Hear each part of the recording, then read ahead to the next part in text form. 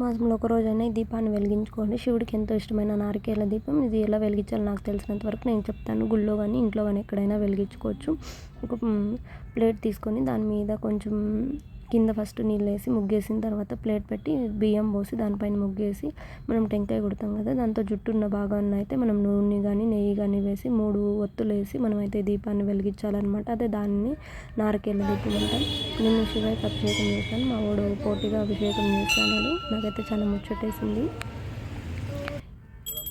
క్షీరాబ్ది ద్వాదశి నాడు తులసికి ఉసిరికి కళ్యాణం అయితే జరుగుతుంది. ఈ పూజలో తులసి చెట్టులో మరియు ఉసిరి కొమ్మను అయితే నాటుతామన్నమాట. పసుపు, అక్షింతలు, గంధాలు పెట్టి దీపారాధన చేస్తాము. ఇలా పూజ చేయడం వల్ల మన ఇంట్లో సిరి సంపదలు సౌభాగ్యంగా వృద్ధి చెందుతాయని ఇది కార్తీక మాసంలో వచ్చే శుక్లపక్షం ద్వాదశి నాడు అయితే జరుపుకుంటాం. దీనికి సంబంధించిన లాంగ్ వీడియో అయితే మన యూట్యూబ్ ఛానల్లో ఉంది, వెళ్ళి చూసేయండి. Thanks for watching.